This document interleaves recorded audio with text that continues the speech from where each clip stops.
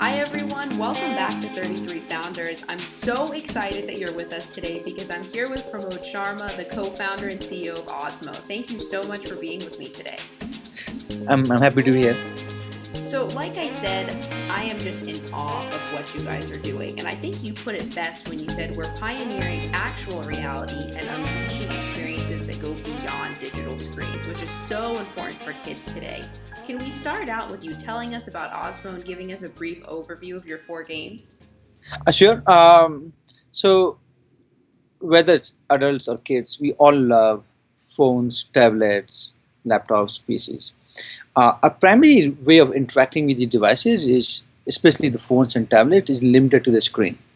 So when somebody says you're having a digital experience, means you're interacting with the screen, and to me that's a fundamental limitation.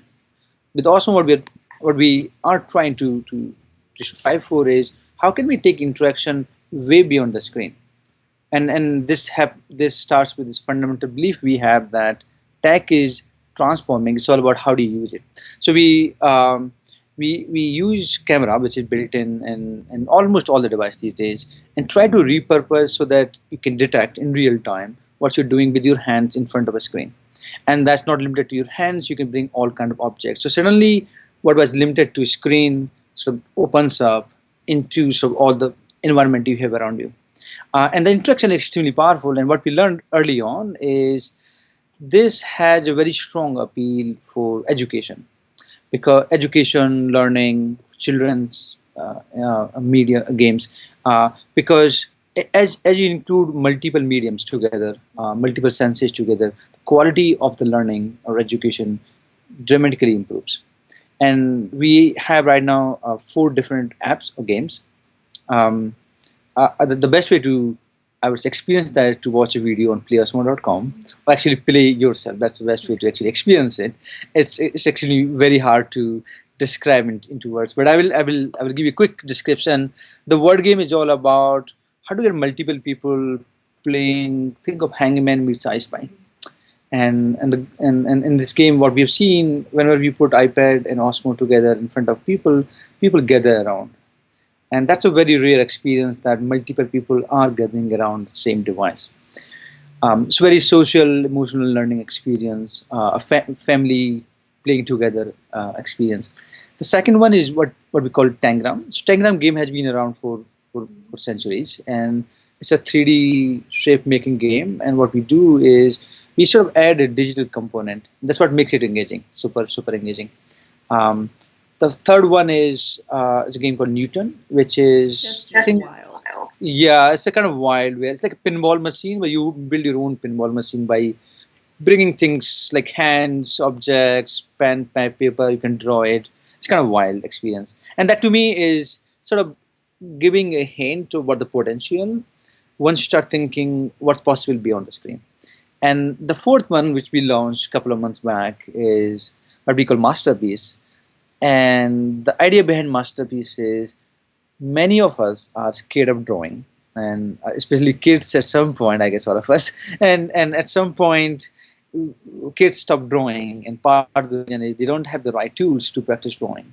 They don't have the right tools to make great drawing so that they feel confident. And the idea behind Masterpiece, or the intent behind Masterpiece, is to give these powerful tool so that you can draw almost anything, and you're not limited to the sort of experience we provide, but you can take a drawing, you can color it, you can paint it, you can go way beyond what we enable. But at the end of the day, we think if you enable children to enjoy the process of creation, they will eventually become better creators. So these are the four games. uh, I suggest highly to watch our video on playosmo.com, and that's the easiest way to sort of experience what's Osmo.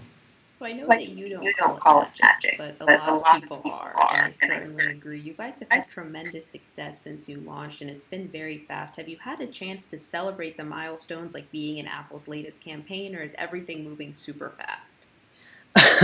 It's crazy, super crazy. Everything's really moving fast, and the way I describe this to people, imagine you go for a hike on a very tall hill, and there are people ahead of you and there are people behind you, but you're hiking. And when you're hiking, you just see stuff in front of you. You don't really look back, and that's what we do every day. Is we just see challenges in front of us more than what we have achieved so far, and that keeps us going actually. And that's what keeps us excited about the work. Is I'm super thankful for all our backers and community and constant feedback we get from teachers and children. But at the same time, we're constantly dreaming about what the next thing we can do with Osmo, or how can we improve Osmo even more. And that's what's keeping us busy most of the time. A huge part of that is what you do working with schools. You guys are working with over 2,000 schools right now, right? Yes. And the Uh, feedback has been amazing. For those who haven't been on your site and listened to what some of the teachers have said, can you share how it's transforming their work in the classroom? um, in a classroom, Yeah. there are two things that really matters. One, so if I'm a teacher, I want to make sure I want to make sure that students are learning something. And the second thing is, I want to make sure they're happy. They're not happy, they're not going to go very far. It's actually very hard to run a class when kids are not happy. And I think what Osmo, whenever we demo it to teachers, whenever they use it, the immediate reaction is, this is so engaging. And the engagement part is where we get ton of feedback that kids love this. In fact, many schools, they use Osmo as a reward system, that if you do behave well, you get a reward to play at Osmo, which is a huge compliment to the team that put together Osmo. And interestingly, the reward system happened to be extremely educational. So if you look from purely from a learning standpoint, playing a word game, you are learning about problem solving, spelling. Tangram, you're learning about 3D skills, visual thinking, spatial thinking. So it's interesting that you can take something that's traditionally very hard for children to get engaged into, and that become a reward that kids are willing to work hard to get to that point. And that's what we constantly see that. And to me, that's the power of digital in some ways. I think digital have this potential to make things that are good for us but super engaging. We never have to prove to schools, for example, that Osmo activities like in a masterpiece or Tangram are good for kids, because they know that intuitively that yes, you are creating. You don't explain this. The only thing you have to show is actually engaging and fun, and that's the easiest channel for us. I think that's what's most interesting about what you guys are doing is that on the surface, so for me as a consumer, and maybe a childish consumer because I want one, I'm thinking, oh, this is going to be so fun. It's going to be a game, a form of entertainment. But what I learned researching Osmo is that the game is such a small aspect in the bigger picture of what you're doing for kids because now if I'm playing Osmo, my friends are coming because they want to play. And that's one of the biggest things they're worried about giving kids iPads is that they're just hitting the screen by themselves.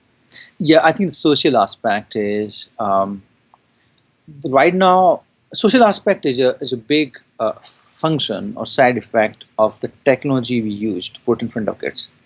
For example, if you're having an experience on a phone, it's much harder to share that experience just because physically it's a small screen, it's a personal device.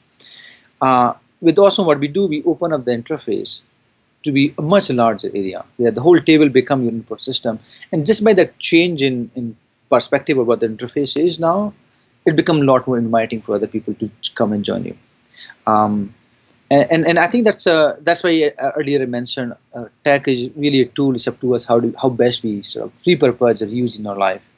And so and the way iPhone or iPad and a lot of other great devices that are out there, they've been designed with some purpose in mind.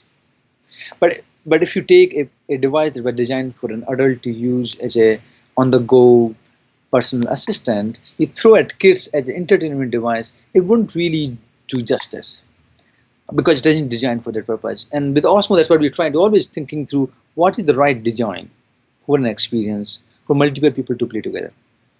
So I want to shift gears, promote for a couple of minutes and chat about the journey that got you guys here. Jerome, when you actually started in a garage. Yes, that's true actually, because we had a physical component. I I've been a programmer all my life. I love building stuff, but I was never into building physical things. I was mostly building on a digital space most of my life. Um, so at some point, when this idea of how do you go beyond the screen and what the experience could look like, I actually started doing prototypes with a piece of wood and try to cut it through a saw and try to glue them together. And it's actually a very hard experience. It's a lot of fun. And I think in the process we sort of iterated a lot. Went from wood through plastic to 3D printing to mirrors and a lot of more sophisticated tools we started using in the process. But it's all started with very simple idea of here's a camera, here's a screen, what can we do with it? Camera can see us, but unfortunately it can't understand us. That's really what we find pretty amazing to think about. This is every single device you see around you, whether this is laptop or MacBook or iPhone, and there are billions of these devices. Each one of them have a screen and a camera, and these cameras are mostly used for video conferencing right now and taking pictures. But there's so much more potential. And once you start thinking of the potential, then I think you start dreaming big and you start trying different ideas. And that's what we did. We tried many different ideas. And I still think we are very early stage of what's possible. It's almost like you have an eye, but that eye can see this, like, when the child is born, child can't really comprehend, but start. So like when I have a son, actually, 1 year old, and I see him actually growing up, his vision is improving. In the beginning, I don't think he had any idea of happening, and now as he started learning more, he is getting better. And what's also interesting is as he start understanding more the visual world, he start becoming a lot more interactive. And that's what happens with what we are doing is we're building this technology behind the scene, what we call reflective AI. But as you get better at understanding the word, the machine becomes a lot more interactive because it can react to the understanding. So the understanding and interactivity sort of are the same thing, different side of the same coin. So we have come a long way, but I think our journey is just starting off. What was the highlight of those days in the garage? uh, Probably I getting don't rid know. of the cardboard. I still don't know why we didn't give up. Um, there was something fun about the whole process of creation. Uh, Something addictive where you see a huge challenge, you don't know what exactly needs to be done, but you want to just keep on trying. So I think I enjoyed the process of creation a lot. And I think the creation is inherently very addictive. I think if you talk to any engineer or anyone who is in the creative profession, will tell you is that creation is not a job; it's actually an opportunity to sort of feel fulfilled. And I think I'm not. I don't do as much of creation now because we're a bigger team. But that was, I think, a creative moment, and a big creative moment because you're really starting some like from zero. I know that it was certainly not as easy as it looks now, like you just said, and that's actually something that I was going to ask you. You know, did you enjoy the process? Because they say that people who enjoy the process are actually scientifically happier. Um, I think if I have to sort of think through a little bit deep dive, I would say that if you're so focused at an activity that you're not thinking too much about the future or the past, you tend to be very good at the creation and you tend to be very happy because your happiness disappears as soon as you start thinking or worrying about future. And I've seen it, and I think it's somewhat of a training. I guess I feel lucky that I've had this training where if I'm at a task, I get so engrossed in the task that I forget the future, and that's what makes it fun. So even though for someone outside it might look crazy, it's like how are you not thinking of the future? Like, do you even know how much risk it is in there? But the person who is doing is not even thinking. Actually, that's a fact, and that's why they keep going, and that's why they actually think that they're having fun. They indeed are having fun.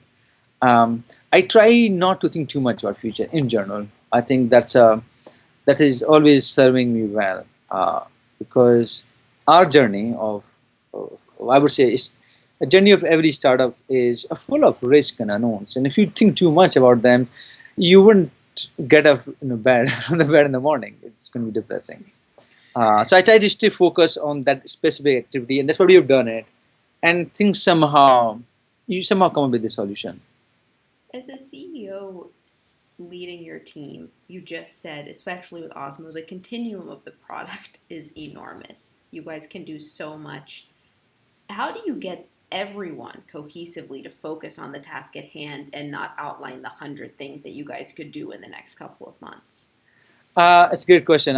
We constantly struggle even today. I would say a lot of it comes from having a clear idea of priorities, because it's the reason it's hard for all of us to focus is we don't know what is more important, and that's why you're all over. You have five things in front of you, but you really don't understand inherently or internally. You don't realize what the priority of different five things. That's why you're defocused now, because one day you think this is important, another day this is important, you're all over. So we focus a lot, and I think this is what Jerome and I try to provide the leadership in the team is we try to understand what is the natural next step for the company. And if we have a clarity there, then it's very easy to figure out what should be the thing we should be doing today. And once you have the priority very clear, then focus follows up automatically. And we try to be as transparent as possible in the team. That's always been how we've been building culture is just tell everyone in the team what you're thinking of priorities, and the team will automatically focus. You don't have to do very hard work. But if you don't tell, I guess if I don't tell the team the thought process, and I tell them the outcome of the thought process, then it's much harder for people to support you as much as you would like. So I think the function of having clarity on the priority, as well as making that obviously super transparent in the company, is definitely be very helpful for us to stay focused. But it's definitely not a simple thing. So, what's a typical day life? A typical day like life at Osmo? uh, oh, I think it's crazy. I think we are constantly evolving. If I, well, if I do put some adjectives around the life, I would say it's definitely fun. It's constantly changing. Like what we're doing is constantly iterating. We're constantly giving feedback to each other. Constant. Um, People are constantly talking to each other, and we try to encourage that. Try to stay away from many silos. We are a very small company for any silo at this point. Um, Everyone is doing multiple things. In fact, that's I would say is one of the unique aspect of working at Osmo, that we don't have a very well defined role for everyone, because we think that our like what we're building in Osmo is changing so quickly that giving people a well defined role is very dangerous, and they won't really change directions very quickly. So almost everyone here does multiple things, and very in different domains actually. Uh, I don't know if I answered your question, but No, that's a perfect answer, and we've actually been focusing a lot here at 33 Voices on how to get away from that generalized job description. So if I'm an engineer, I can, and there's something that I want to help with on a PR end of things, I will go. How do you give your team members the confidence, especially when they're new, to go contribute outside of their role? uh, I think there are many ways to do that. I think the one I find helpful is don't have too many people. So sometimes you put people in buckets when you have too many people, and you have like if you have this much work and it's those many people, then yes, you can divide it. But if you have this much work and you have very few people, then you don't have a choice.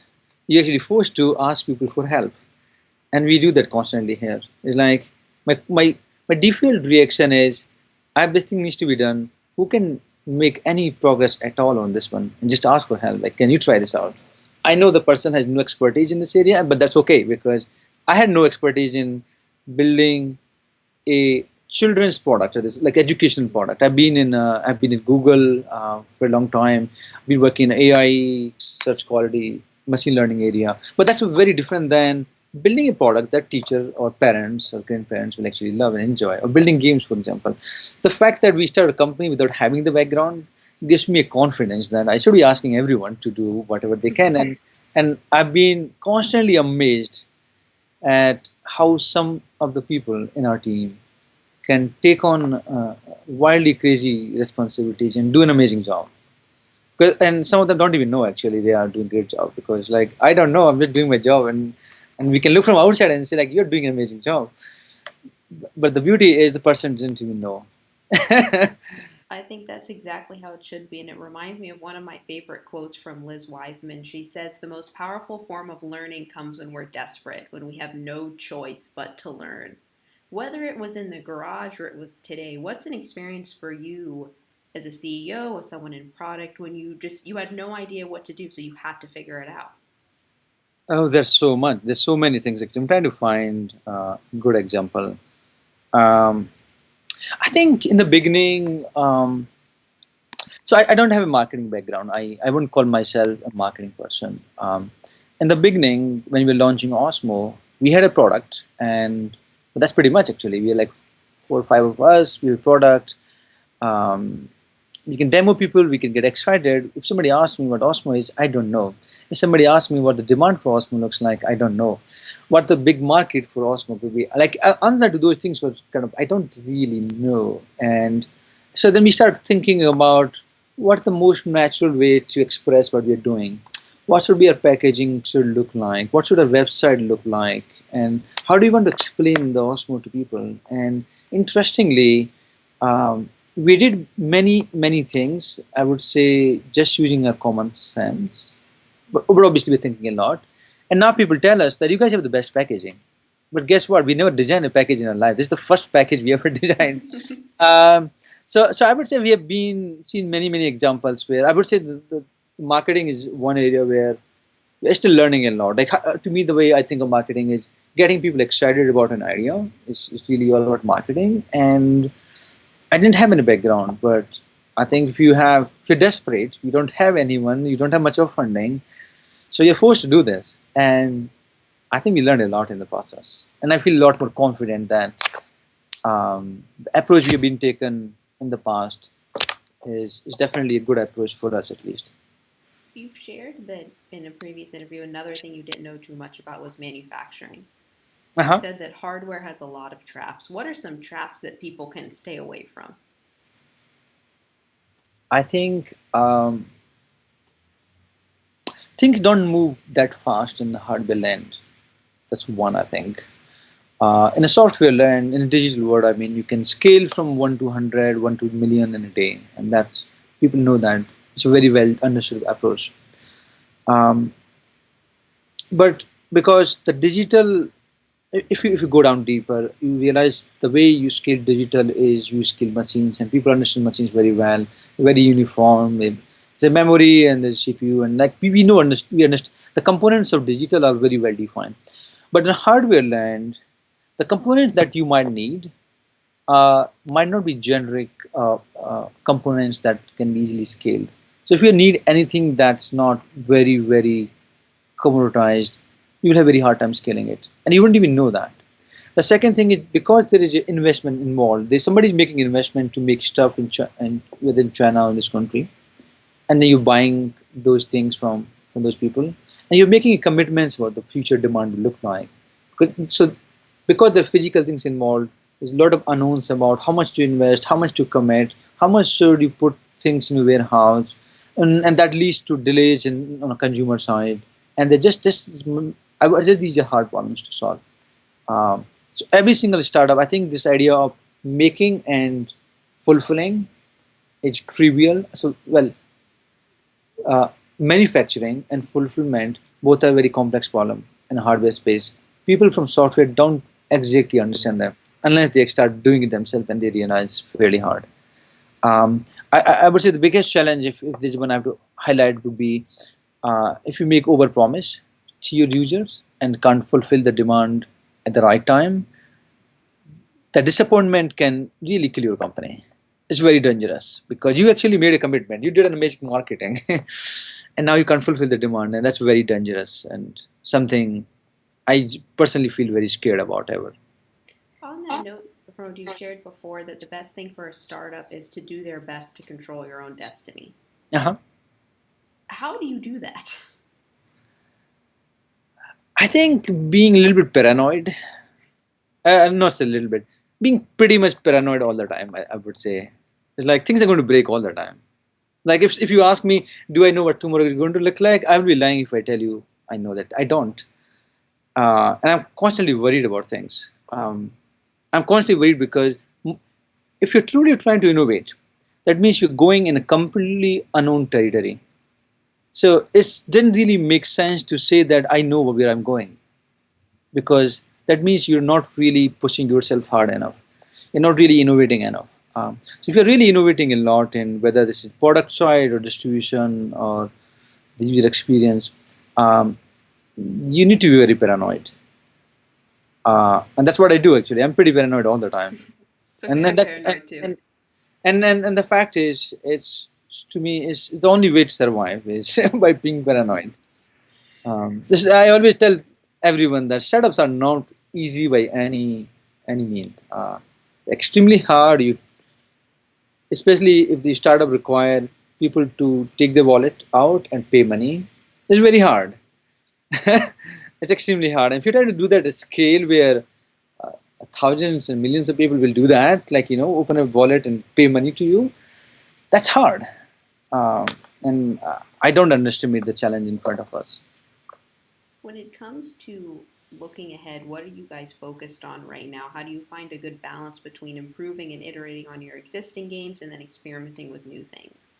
Um, I think we always look from a user experience standpoint and see what would make. So first, we are focusing on, I would say, education or learning space right now. So we just focus into that space only. We try to be very careful not to dream about. You can dream about, but not to focus, not to really build anything outside the learning space. And in the learning, we always look at what are the things that will make uh, a child's life better as they grow up.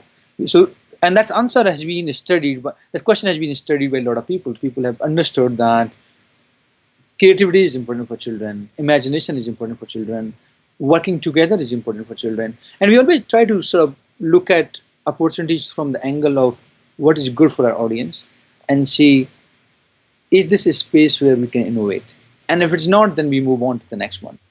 So that's our constant iteration on existing product as well as the new product is how can we better meets the demand or the opportunity of improving somebody's life.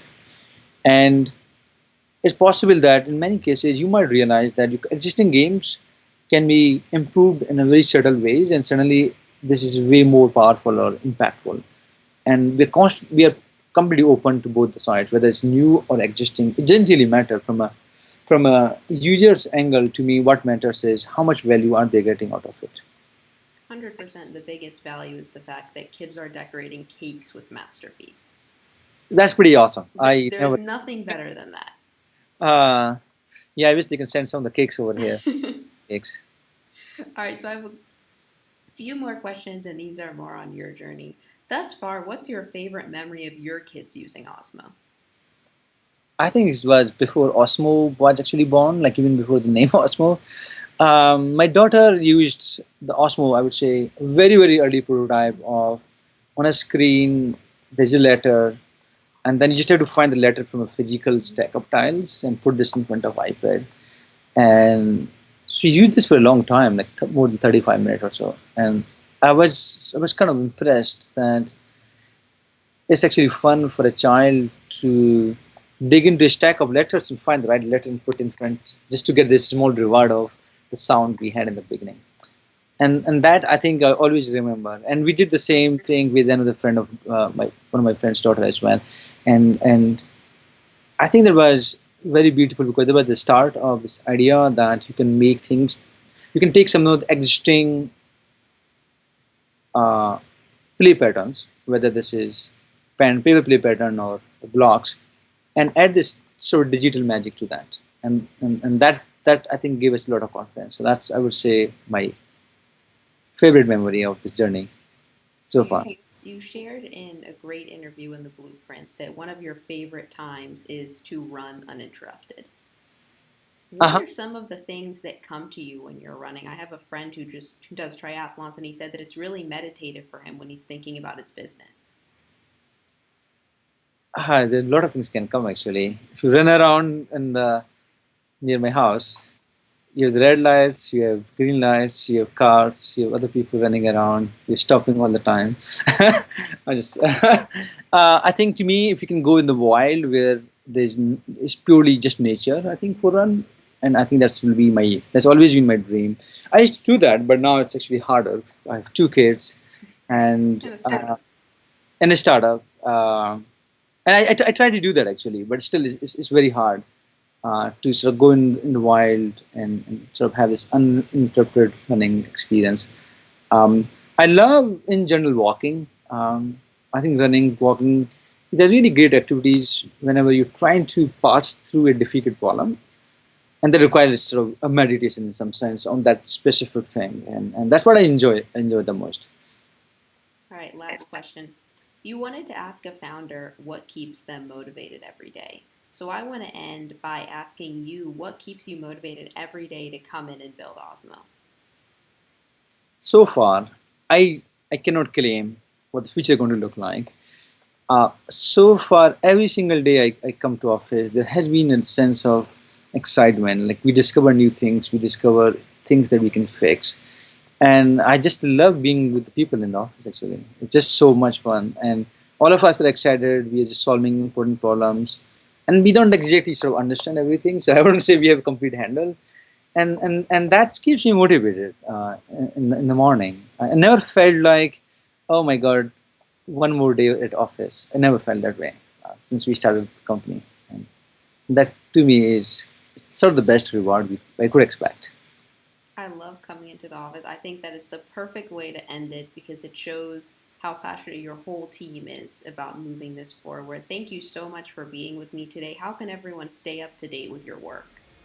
I think our website, osmo.com, is the best place. You can also follow us on social media, Facebook page and Twitter page. We try to keep up people updated. And there are a lot of exciting stuff coming up in the next few months. So you guys will hear from us. We'll be waiting. Thank you so much. Thanks for having me.